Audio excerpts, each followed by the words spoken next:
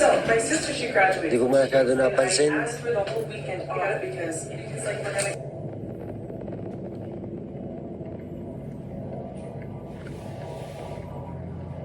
Here, in this corner, the right corner. Okay. Or in that corner. I don't know. I mean, like, I know it's super dark right now, but I feel like personally it would look better in this area. There's just too much backlight. There's like not enough good. I don't know. That's true. But I mean, you can see if someone's trying to like break into your room. You know what I mean? Okay. All right. Weirdo. In the mirror, a distinct outline of a pitch black silhouette can be seen in the corner of the room. It appears to stand there while seemingly observing the girls do their job. For only a brief moment do we see the tall figure in the mirror, but as the camera pans to the corner where the figure was spotted, it's no longer there. Like before, the girls were freaked out beyond belief. They have no idea as to who or even what had been in the room, but they'd rather not know, let alone go back inside, as the whole encounter has left them pretty spooked. Whether it's the elevator acting up or the constant phone calls made from this room, they can't shake the feeling that something very strange is going on with the second floor of the hotel. As of now, there haven't been any updates, but until then, let me know your thoughts on this one. Takot? Gago, nakakatakot.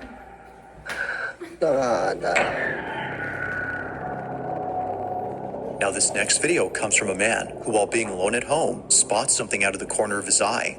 It happened while being in his living room scrolling on his phone. For some reason, he couldn't shake the feeling that someone was watching him. Paranoia was getting the best of him, as he thought, so he tried his best not to think much of it. But just when he started to ease up, he sees it. A figure standing at his window. Huh? He immediately takes out his phone to record it on the off chance that no one would believe him. Now we don't see the figure on camera, but something else happens that terrifies him to his core. This is what he caught. Okay, look, I'm really tripping out now. Something was looking at me through the window, and I heard...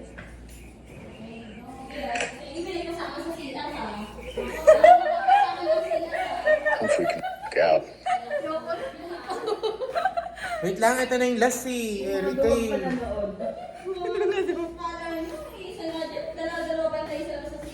So, ay, oo nga. Tangina. Hindi nyo nakita yung back mo. Gabi, oo nga. Saan? Ito yun! Ewan ko kung hindi nakita ko takot ah. mo, Ang kusina. nakita ko nandoon. Nandoon siya. Andyan no? Andyan siya. Wala pa. Oo, dadaan. Dahan-dahan naman ang paling. Slow mo mo.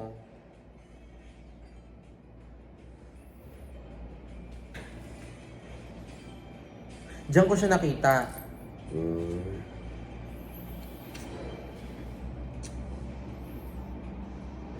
Dahil pumunta, dahan-dahan. Ayoko ng mga ganyan. Dahan-dahan. Yung mga nagbibideo. Telling you.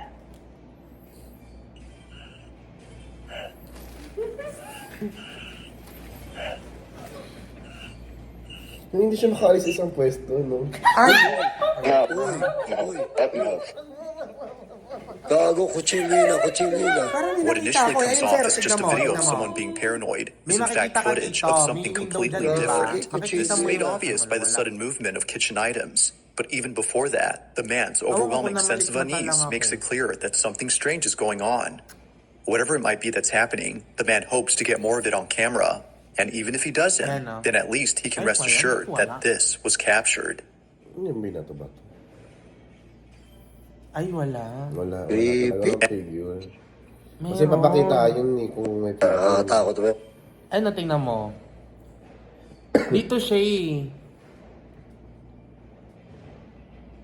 Wala Ayun eh. no. Wala. Kala ko ayun, kala ko lang yun. Kasi color white lang siguro. Hindi, kala ko kasi ayun. Wala. Ah, diba? Kala ko. lang pala. Next, 5. Ayoko na. Tara na, tapos Kutsilina, na kutsilina. Overwhelming sense of unease. Kasi ano yun, natataiyak ko. When suddenly he begins to panic. Something had just appeared in his field of vision, and whatever it was, it made him feel terribly disturbed. The person driving is known as Ken McGill, and throughout all his road trips and delivering goods, nothing as unsettling as this has ever occurred. Not sure what he saw, he pulls to the side of the road and reviews the footage captured by his dash cam. Looking at the video, he was glad to have pulled over far away from what he'd seen. This is what he caught. Bakit? Anong... Can go meet up with him and see if she can get him to confess. And at the top of the Nagbago. list, here, when Amy ultimately agrees, she wears the white. Purong ka kaya, Rose? Di ko Out of nakita. nowhere, a person dressed in white appears close by. They almost seem to come out of nowhere before leaving out of sight. It happens quickly, but not so fast that it's overlooked. Ken is no doubt thankful that he caught this, but he's also completely terrified. Transparent reason. Only a day later after posting this video, an accident had occurred at this exact spot. Reports indicate that those involved in the accident saw. Ken is no doubt thankful that he caught this, but he's also completely terrified. And for good reason. Only a day later after posting this video, an accident had occurred at this exact spot. Reports indicate that those involved in the accident saw a lady dressed in white in the middle of the road, causing them to swerve their car to avoid hitting her. However, when interstate police looked at security footage that caught the event, they only saw the car swerving and crashing, but not the lady they claimed to have seen. It appears that they swerved for no apparent reason. While those in the accident swear that they saw a woman, Ken believes that something supernatural had appeared. Whether ghost or not, this whole incident continues to baffle him. Pili ko pag nagdadrive ako sa gabi, makakita ko ng ganyan. Pili ko hindi na ako magdadrive sa gabi. Oo naman. Oo. For sure. On a Wednesday night, a family shoots a video to record a special occasion. It's someone's birthday, and they just got surprised. The person whose birthday is being celebrated is known as Danny, and although expecting a surprise party from his wife and kid, he was not expecting the following incident. What was caught during this moment has left the family immensely terrified. This is Danny's video. My birthday was the other day, and my wife surprised me with some sorbet, and my son blows out my candles. After relighting the candles, I looked at the footage and saw something. Ay, Asan? Hindi ko nakita. You know, it happens real fast, but in case you missed it, here it is again. bata, parang nag-iba yung tsura. It's hard to see at first, but if you slow the footage and watch closely, you'll notice what looks to be a figure standing behind the family. Only there for just a split second does it appear on camera, leaving Danny unsure as to what was captured. Thinking that his eyes were deceiving him, or that it was just his own shadow, he takes a second look. But after seeing this multiple times and sharing this clip with others, he's come to realize that something was in fact behind him. Katakot naman. So then, just who or what was at his party? Meron pero hindi masyado malinaw talaga. Di siya katulad nung iba. Baka nakikinig mo. Number Pwede 3. kasing sa bata. Now, just like the previous video, this one involves a family celebrating someone's birthday. Happy birthday, dear Ben. Like any birthday celebration, a candlelit cake is placed before the honored guest. But there's something about this video that sets it apart from any other festive moment caught on camera. While friends and family sing happy birthday, this happens. Happy birthday, dear Ben. Happy birthday to you. What? Go! Birthday to you. Happy birthday to you. Happy birthday, dear Ben.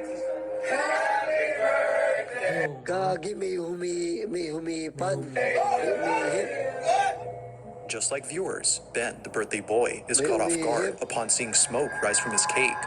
It wasn't until looking down that he realized his candles had been blown out. He didn't blow them, and neither did anyone else, according to the party. Yet if no one blew out the cake, then what did? This video becomes even stranger when looking at the footage taken from a different perspective. From this angle, we have a closer look at the candles, but it's the way in which they're supposedly blown that makes this incident baffling. They appear to go out as though someone or something had been right in front of the cake, yet the only person who's closest to it is Ben, who clearly doesn't do anything. It isn't certain as to what exactly happened that day, but if viewers had a guess, they would assume something unexplainable had taken place. Creepy.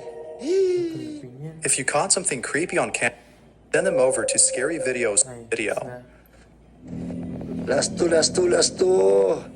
In this next video, a child is getting ready to go to school when something very strange happens. It was on a Monday at around 7 a.m. that this happened. He was packing his lunch for school at a time when no one else was awake.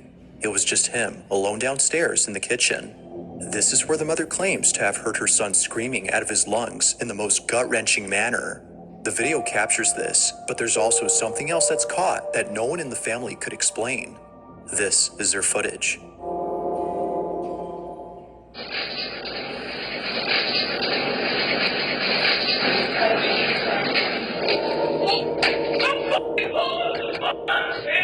Matakot yung ganun.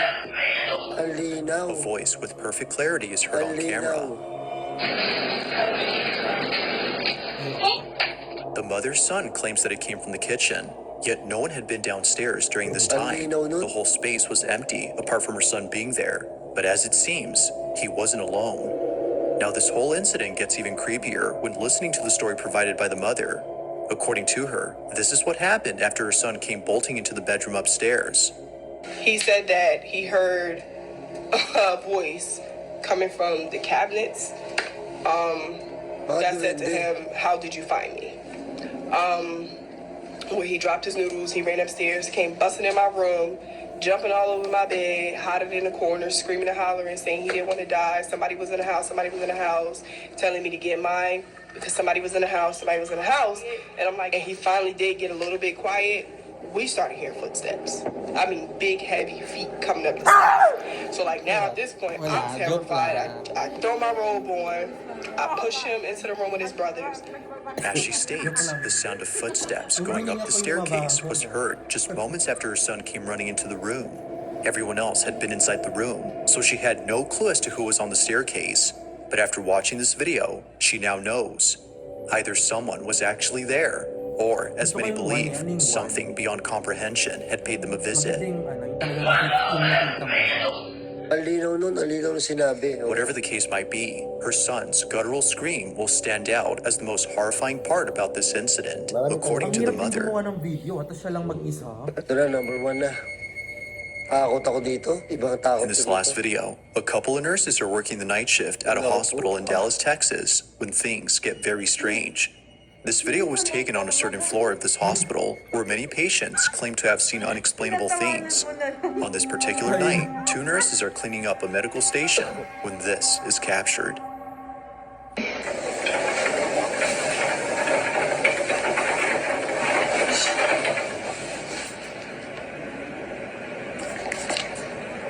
Did you hear her? Yes. Alam niyo, ang dami namin na experience sa explore namin, yung mga naririnig namin. Oo, ang dami. Hindi lang kasi ako nakakarinig eh. Pare-pares kami na iisa yung naririnig namin. Hindi lang namin makonfirm kung ano talaga yon, pero meron talaga kami na experience sa mga naririnig talaga. You hear her?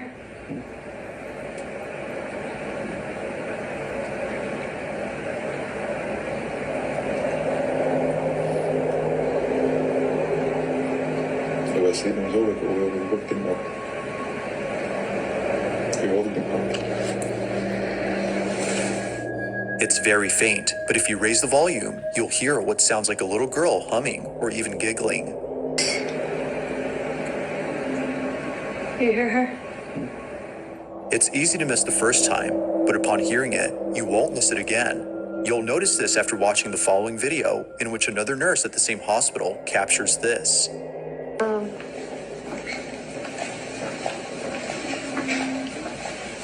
Oh, may mga ano, That was you. No, I swear to God. yun o, meron ano.